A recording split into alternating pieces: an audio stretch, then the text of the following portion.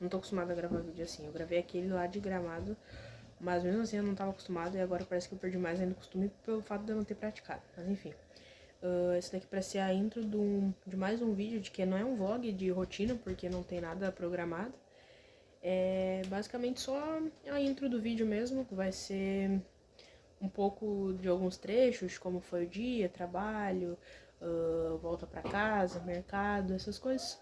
Basicamente é isso, eu ainda tô me acostumando, tô repetindo, né, que eu ainda tô me acostumando a gravar vídeo assim. Não tenho nem cenário pra gravar isso em casa, tentei improvisar esse daqui com a coleção de Monster e tudo mais. Mas é isso, eu espero que vocês gostem do vídeo, porque por incrível que pareça meus vídeos estão tendo algumas visualizações que eu não sei nem de quem é. Mas é isso, eu espero que vocês gostem. Eu vou tentar continuar postando com cada vez mais frequência, melhorando a qualidade e até mesmo a minha comunicação diante das câmeras, tá? Então é isso, fica com o vídeo aí.